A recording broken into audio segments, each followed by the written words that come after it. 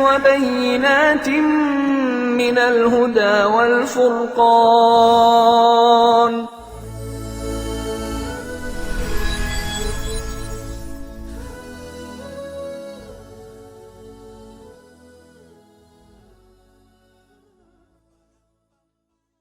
نحمدہ ونصلی علی رسولہ الکریم، اما بعد۔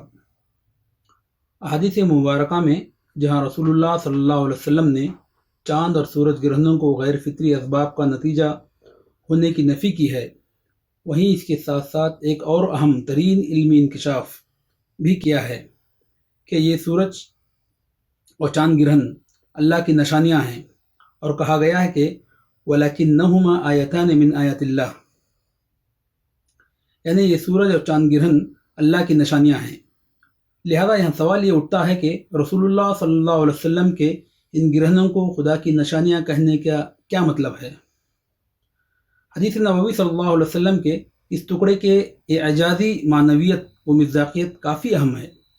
اس پر کچھ روشنی ہم گزشتہ نشست میں ڈال چکے ہیں، اب ہم یہاں اس کے بعد مزید پہلوؤں کو اجاگر کریں گے۔ زمانہ قدیم میں چونکہ گرہنوں کو فال یا نحوست مانا جاتا تھا، اس لیے ان کا تذکرہ اور زمانہ قدیم میں ان کے واقع ہونے کی تاریخوں کا حوالہ قدیم ادبی اور فلکیاتی دونوں قسم کے لٹریچر میں ملتا ہے۔ ازمنہ قدیمہ میں جن اقوام سے سورج اور چاند گرہنوں کے واقعات کے تعلق سے دستاویزات ملی ہیں، ان میں چینی، اسیریائی، یونانی اور رومی وغیرہ شامل ہیں۔ ماہرین نے گرہنوں سے متعلق ان تاریخی دستاویزات کو ادبی، تاریخی، تقویمی اور فلکیاتی اعتبار سے کافی اہمیت کا حامل مانا ہے۔ یہاں پر محض ان کے تاریخی اور تقویمی اہمیت پر مختصر بحث کی جاتی ہے۔ سابقہ ادوار میں گرہنوں کے واقع ہونے کے تاریخی ریکارڈز اور دستاویزات جو متعلقہ ازمنہ قدیمہ میں رائج تقویموں کی تاریخ میں درج ہیں، انہوں نے زمانے سابق کی تاریخی واقعات کی رائج الوقت تقویم میں تحدید کو ممکن بنا دیا ہے۔ مثلاً اسیریائی قانون موری سے اعلیٰ ایپینوم کینن میں ایک سورج گرہن کے واقعے کا تذکرہ سن 762 اور 763 عیسوی قبل مسیحی کے قریب کا ملتا ہے۔ فلکیاتی حسابات کی روح سے یہ واقعہ 15 جون سن 762 قبل مسیحی کا ہے۔ اسی طرح یونانی دستاویزات میں ہومر نے اپنی کتاب اودیسی میں کسی تاریخی واقعے کے حوالے سے ایک سورج گرہن کا تذکرہ کیا ہے، جو 16 اپریل سن 1168 قبل مسیحی میں واقع سورج گرہن کا تعین کرتا ہے۔ اسی طرح رومی دستاویزات میں سن 168 قبل مسیحی کے قریب ایک چاند گرہن کا ذکر ملتا ہے۔ یہ چاند گرہن اس وقت واقع ہوا تھا جب روم اپنے پڑوسی ملک مقدونیہ سے میدان جنگ میں برسر پیکار تھا، لہذا رومیوں نے اس سے اپنے بادشاہ کے لیے شگون مراد لیا تھا۔ فلکیاتی حساب کی روح سے یہ چاند گرہن 21 اور 22 جون سن 168 قبل مسیحی کی درمیانی شب میں واقع ہوا تھا۔ اس سلسلے میں حضرت ابراہیم رضی اللہ عنہ کی وفات کا واقعہ اور اس دن واقع ہوئے سورج گرہن کی تاریخی تحدید بھی ایک مثال ہے، جس پر گزشتہ نشست میں ہم تفصیلی بحث پیش کر چکے ہیں۔ اچھا، یہ ہوا گرہنوں کے تاریخی واقعات کی روح سے ان کی اہمیت کا معاملہ۔ اب ہم گرہنوں کی تقویمی اہمیت کی طرف آتے ہیں۔ کوئی بھی تقویم یعنی کیلنڈر زمانے قدیم سے آج تک تسلسل کے ساتھ مستعمل نہیں رہی ہے، بلکہ مختلف ملکوں، مذاہب اور اقوام میں مختلف تقویمیں راج رہی ہیں، اور ان میں اکثر تقویموں کی ابتدا کسی مشہور تاریخی واقعے یا کسی بادشاہ کی تخت نشینی سے ہوئی ہے۔ اس صورتحال میں تاریخی نقطہ نظر سے ان مختلف قدیم اور جدید کیلنڈروں میں تطبیق اور موجودہ دور میں رائج کیلنڈروں کے سالوں اور تاریخوں کا تقابل ان سے قبل رائج تقویموں کے سالوں اور تاریخوں سے کرنا انتہائی ضروری ہے۔ اس کام کو سورج اور چاند گرہنوں اور ان کے واقع ہونے کی قدیم دستاویزی ثبوتوں نے آسان کر دیا ہے۔ لہذا ازمنہ قدیمہ کے دستاویزات میں ایسے کسی بھی چاند اور سورج گرہن کے ریکارڈ کا تاریخی ثبوت کا رائج الوقت کیلنڈر سے فلکی حساب کے ذریعے تعین کر کے قدیم اور جدید تاریخوں اور کیلنڈروں میں مطابقت پیدا کرنا اور پوری انسانی تاریخ کو ایک لڑی میں پرونے کا کام انتہائی آسان ہو گیا ہے۔ ان گرہنوں کو بنیاد بنا کر مختلف قدیم تقویموں مثلا چینی، بطلیموسی، بابلی، فارسی، اسکندریائی، رومی اور قبطی وغیرہ کو موجودہ عیسوی تقویم کے ساتھ حسابی بنیادوں پر صحیح ہونے کی تصدیق کی گئی ہے۔ بہرحال ان گرہنوں کی تاریخی اور تقویمی اہمیت کے ساتھ ساتھ ان کی خالص فلکی نقطہ نظر سے بھی کافی اہمیت ہے، اور ان گرہنوں کے متعلق قدیم ریکارڈز کو زمانے ماضی ہی سے مختلف فلکی مظاہر کے تعین کے لیے بھی استعمال کیا جاتا رہا ہے۔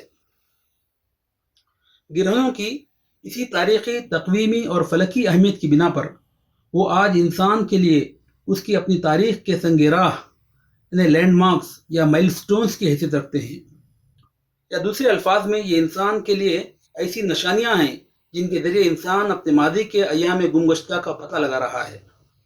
اسی کو رسول اللہ صلی اللہ علیہ وسلم کی زبانی کہلوایا گیا ہے کہ یہ چاند اور سورج گرہن دراصل انسان کے لیے خدائی نشانیاں ہیں، لہذا یہ حدیث نبوی کا بہت بڑا اعجازی بیان ہے۔ اب ہم آخر میں سورج گرہنوں کے متعلق احادیث میں مروی ایک اور بیان کی طرف آتے ہیں۔ لہذا حدیث میں چاند اور سورج گرہنوں کے متعلق یہ بھی فرمایا گیا ہے کہ اللہ ان نشانیوں کے ذریعے اپنے بندوں کو ڈراتا ہے، وَلَٰكِن يُخَوِّفُ اللَّهُ بِهَا عِبَادَهُ۔ لہذا یہاں یہ سوال پیدا ہوتا ہے کہ گرہنوں سے ڈرائے جانے کا کیا مفہوم ہے اور اس میں کیا راز پوشیدہ ہے؟ دراصل اس میں ایک اہم فطری مظہر کی طرف اشارہ کیا گیا ہے۔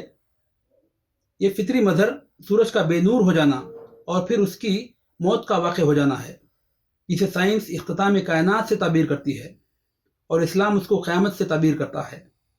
لہذا سورج گرہن کا واقعہ ہمیں دراصل قیامت کی ایک جھلک دکھلاتا ہے، جس دن کے سورج کی روشنی ختم کر دی جائے گی۔ قرآن اور سائنس دونوں اس عظیم حادثے کے واقع ہونے پر متفق اور ایک زمان نظر آتے ہیں۔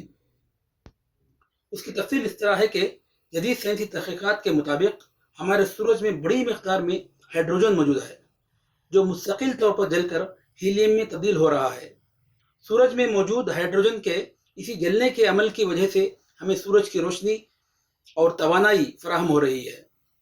لہذا جس رفتار سے آج سورج کا ہائیڈروجن جل کر ختم ہو رہا ہے، اس کے جلنے کی یہی رفتار رہی تو مستقبل میں ایک دن اس کا سارا ہائیڈروجن جل کر ختم ہو جائے گا اور نتیجتاً سورج کی روشنی ختم ہو جائے گی اور سورج ایک بے نور اور ٹھنڈے جسم میں تبدیل ہو کر رہ جائے گا۔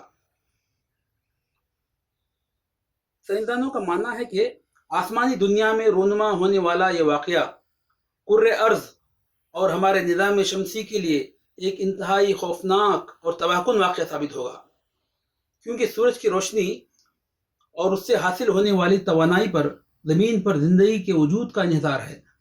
لہذا جب اس روشنی اور توانائی کا وجود ہی ختم ہو جائے گا تو زمین پر زندگی کے تمام لوازمات ختم ہو کر رہ جائیں گے، نتیجتاً انسان سمیت تمام جاندار صفحہ ہستی سے مٹ کر ختم ہو جائیں گے۔ قرآن مجید میں اس حادثے عظیم کو قیامت کے سلسلہ وار اہم ترین حادثات میں سے ایک حادثہ قرار دیا ہے۔ لہذا سورج کے بے نور کر دیے جانے کی پیشن گوئی قرآن مجید کی ایک اہم ترین سائنسی پیشن گوئی ہے، جو قرآن کریم کے حسب ذیل آیت کریمہ میں وارد ہوئی ہے، جو سورہ تکویر کی پہلی آیت ہے، اذا الشمس کورت، یعنی جب سورج بے نور کر دیا جائے گا۔ اس طرح سورج کا بے نور کر دیا جانا چونکہ قیامت کا ایک حادث عظیم ہوگا، لہذا سورج گرہن کے دوران سورج کو جزوی یا کلی طور پر گرہن لگ کر اس کا بے نور ہو جانا دراصل ہمیں مستقبل میں واقع ہونے والے اسی حادث عظیم کی یاد دلاتا ہے۔ صحیح بخاری میں ایک روایت مذکور ہے کہ ایک دفعہ جب سورج گرہن واقع ہوا تو آپ صلی اللہ علیہ وسلم انتہائی سرعت کے ساتھ اپنی چادر کھینچتے ہوئے مسجد میں داخل ہوئے اور آپ صلی اللہ علیہ وسلم نے 2 رکعت طویل نماز پڑھی، یہاں تک کہ سورج گرہن ختم ہو گیا۔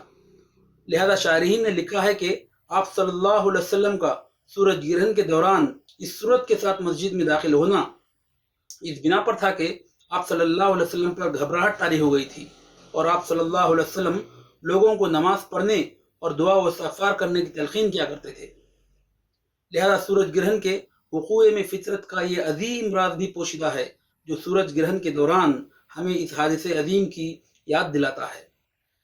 اس طرح دیکھا جائے تو اسلامی نصوص و احکام اور اسلامی تعلیمات علم و حکمت سے بھرپور ہیں، اور اس کی تعلیمات میں علم و حکمت کا ایسا سمندر سمیٹا ہوا ہے جس کی کوئی حد اور انتہا نہیں ہے۔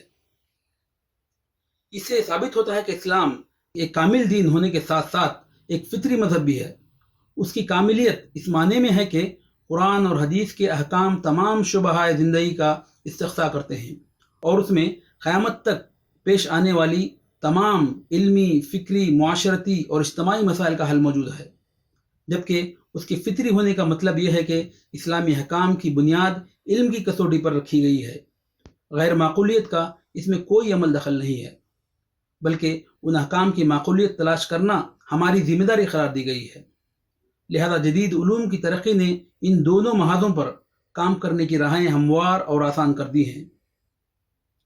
وآخر دعوانا ان الحمد للہ رب العالمین۔